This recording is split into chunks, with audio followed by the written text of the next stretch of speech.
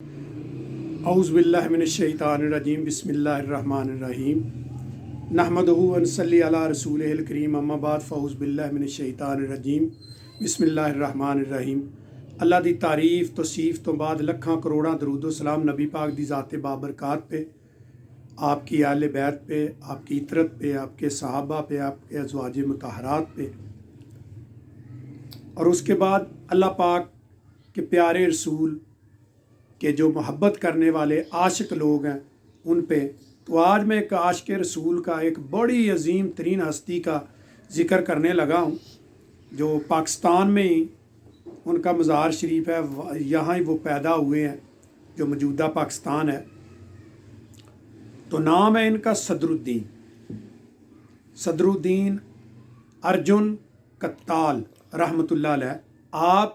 سید جلال الدین سرخ پوش جو ہیں اچ شریف والے، ان کے پوتے ہیں۔ آپ کے والد محترم کا نام سلطان الکبیر ہے۔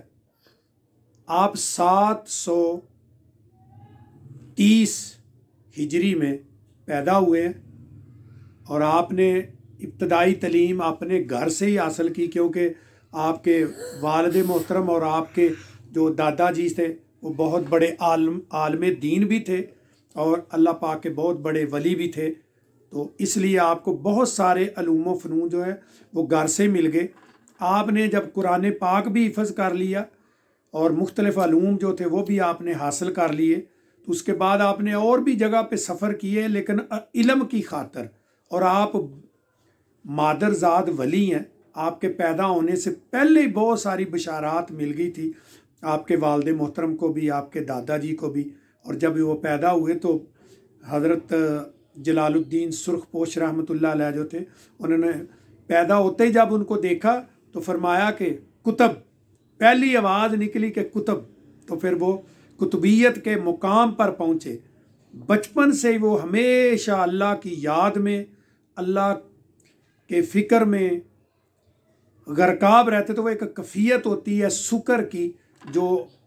انسان ہر وقت انوار تجلیات میں گم ہوتا ہے، اس کو درویشی کی زبان میں شکر کہتے ہیں۔ آپ پہ شکر طاری رہتا تھا۔ تعلیم حاصل کرنے کے بعد آپ پھر 17 سال کی عمر میں آپ کو اپنے والد محترم کی نشست پہ بٹھا دیا گیا، اور اس کے بعد آپ نے بہت دین کے لیے کام کیا۔ آپ نے جب ایک ذمہ داری مل گئی، کیونکہ جب آپ کو نشست پر بٹھا دیا گیا تو آپ کے اوپر بہت ساری ذمہ داری ہوگی، تو پہلے تو ہمیشہ آپ اللہ کی یاد میں غرقاب رہتے تھے، پھر اس کے بعد لوگوں کے فکر میں لگ گئے، لوگوں کے حالات میں، لوگوں کے مشکلات کو دور کرنے کے لیے آپ ہر وقت فکر مند رہتے تھے۔ آپ ہمیشہ دین کو لے کے لوگوں کی اصلاح کرتے، بادشاہوں سے آپ کے بڑے تعلقات تھے اور بڑے بڑے بادشاہوں سے آپ ملتے تھے، لیکن ان کی بھی اصلاح کرتے تھے، معاشرے کی بھی اصلاح کرتے تھے، پھر لوگوں کو مسلمان کر کے پھر ولایت کے منصب تک آپ نے بہت سارے لوگوں کو بچایا۔ جو آپ کے خلیفہ تھے وہ غیر مسلم تھے، پھر مسلمان ہوئے، پھر آپ نے تصوف کے اعلیٰ مقام پہ ان لوگوں کو فائز ہونے کے لیے ترغیب دی۔ تو یہ جو ارجن کا لقب ہے آپ کا، یہ اس لیے ہے کہ یہ ارجن کا مطلب ہوتا ہے بادشاہ۔ تو آپ دلوں پہ بادشاہ کرتے تھے۔ لوگ آپ کے وقت میں اپنے آپ کو ان سے ریلیٹڈ کرنا، ان سے اپنا تعلق اظہار کرنا، ان کو اپنا پیر و مرشد ماننا، یعنی اپنا بادشاہ ماننے میں فخر محسوس کرتے تھے، اور آپ جہاں بھی جاتے تھے، جہاں بھی سفر کرتے، مختلف جگہ پہ آپ نے سفر کیے، تو آپ وہاں پہ ایک نمائندہ بنا دیتے، اس کو تھوڑا ٹرینڈ کر کے نگاہ کرم ایسی کرتے کہ تھوڑے دنوں میں وہ ٹرینڈ ہو جاتا، اس کے بعد پھر اس کو نمائندہ بنا کے چھوڑ دیتے۔ تو اس طرح آپ کے ہاتھوں اور آپ کے نمائندے جو قائم کیے تھے، بہت سارے لوگوں نے آپ کے ہاتھ پہ بیعت ہو کے خدمت اسلام کی اور ہزاروں لوگوں کو اسلام میں داخل کیا۔ تو اس لیے آپ کو ارجن کہتا ہے کہ آپ دلوں کے بادشاہ تھے۔ کتال اس لیے کہتے ہیں کہ کتال یعنی قتل کرنے والا، کہ اس لیے کہ آپ نے ہمیشہ تزکیہ نفس جو ہے نا، اپنے نفس کو قتل کرنے کی، جب بھی مسند خلافت پہ نہیں بیٹھے تھے اپنے والد محترم کے، تو تب تک یہ تزکیہ نفس میں آپ نے بڑی مہارت حاصل کی، بہت زیادہ مجاہدات کیے، تزکیے کیے۔ تو آپ تو ہمیشہ کہا کرتے تھے کہ اگر کوئی میرا مرید ہے اور وہ 5 ٹائم نماز بھی نہیں پڑھتا تو پھر اس سے تعلق کیا ہے؟ اگر آپ کو نبی پاک سے محبت ہے تو اگر آپ 5 ٹائم نماز نہیں پڑھتے تو پھر تعلق کیا ہے؟ تو یہ جو ایک بادشاہ تھا نا ارجن، بعد میں اس کا نام انہوں نے بدل دیا،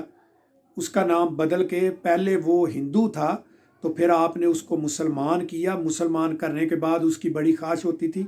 کہ حضرت صاحب کا کو کھانا جو بچا ہوا ہے وہ مجھے مل جائے، تو پھر آپ کھانا بھجواتے رہتے۔ تو نام ان کا پھر شیخ سنان کے نام سے وہ مشہور ہوئے، جو ارجن بادشاہ حکمران تھے، جو راجہ مہاراجہ اس وقت جو بھی حکومت کا سسٹم ہوتا تھا، تو پھر وہ شیخ سنان کے رحمۃ اللہ علیہ کے نام سے مشہور ہوئے۔ تو وہ ہندو تھے، پھر مسلمان کیا، پھر تربیت کی، پھر ان کو خلافت بھی دی۔ تو وہ جب مسلمان ہو گئے تو ان کی منشا تھی کہ بھئی چلو کھانا ان کا بچا ہوا مجھے مل جائے حضرت صاحب کا۔ تو آپ نے کہا ٹھیک ہے یار، کم از کم 5 ٹائم کے نماز پابندی سے پڑھا کرو، ہم آپ کو کھانا جو ہے وہ بھجوا دیں گے۔ تو جب تربیت کے لحاظ سے جب وہ 5 ٹائم نماز پڑھنے لگے، پابند ہو گئے، تو پھر آپ کہنے لگے یار کوئی بات نہیں، آپ چاشت بھی پڑھ لیا کرو، تہجد بھی پڑھ لیا کرو، اوابین بھی پڑھ لیا کرو، چلو ہمارے ساتھ کھانا بھی کھا لیا کرو۔ تو پھر وہ مسلسل آپ کے ساتھ کھانا بھی کھاتا، اور یہ یعنی تہجد کی کیسے آپ نے ترغیب دی، چاشت کی، اوابین کی کیسے تربیت کی۔ یہ صوفیاء کرام جو ہوتے ہیں، یہ ان کے پاس بڑی حکمت ہوتی ہے کہ نبی پاک سرکار کا فرمان ہے نا، جب بھی کسی کو دین کی دعوت ہو تو بڑی حکمت کے ساتھ دو، اس کو بشارات سناؤ، اس کو مشکلات نہ کہو، بشارات سناؤ، اس کو مشکلات نہ بتاؤ، اس کو آسانیاں بتاؤ، خوشخبریاں دو اسلام کی، آخرت کی۔ تو اس طرح یہ صوفیاء کرام ان چیزوں میں بڑے حکمت و دنائی سے چلتے ہوئے لوگوں کے دلوں پہ راج کرتے ہیں۔ تو آپ کی بے شمار خلیفہ ہیں، آپ نے دین کی بڑی خدمت کی ہے، اور آپ کا نام رہتے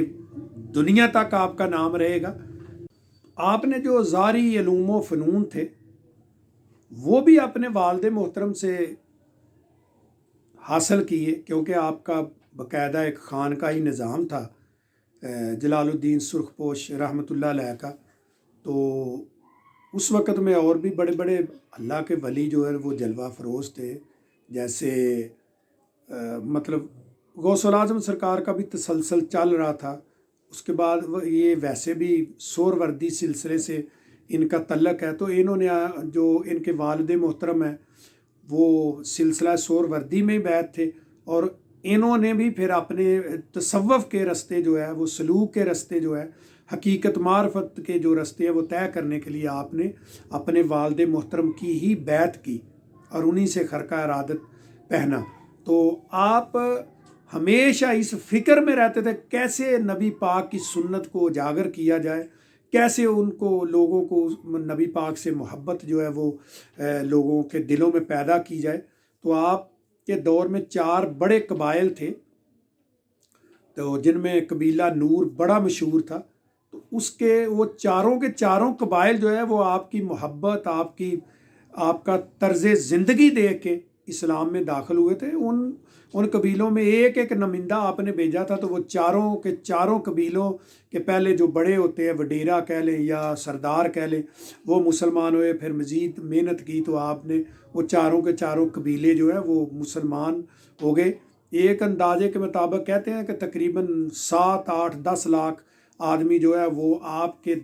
آپ کی روحانیت کی وجہ سے، آپ کے طرز زندگی کی وجہ سے اسلام میں داخل ہوا۔ آپ نے ہندوستان کے مختلف علاقوں میں اپنے نمائندے بھیجے، بہار، بنگال، ایسے بہت جگہ پہ آپ نے اپنے نمائندے بھیجے، جنہوں نے اسلام کو بڑی اچھے طریقے سے ہائی لائٹ کیا اور اسلام کو اجاگر کیا، اور نبی پاک سرکار کی محبت لوگوں کے دلوں میں اجاگر کی۔ تو اس طرح یہ مقدس ہستی، یہ بڑی پرنور ہستی جو اسلام کا بڑا قیمتی سرمایہ، وہ اسی مہینے میں 828 ہجری کو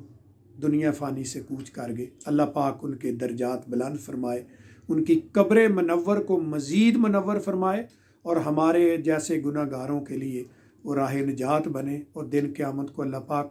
انہی اولیاء کرام کے توسل سے ہماری نجات کرے، ہماری بخشش و مغفرت کرے۔ وآخر دعوانا ان الحمدللہ رب العالمین۔ الصلاۃ والسلام علی رسول الکریم اشرف الانبیاء والمرسلین وخاتم النبیین۔ السلام علیکم ورحمۃ اللہ وبرکاتہ۔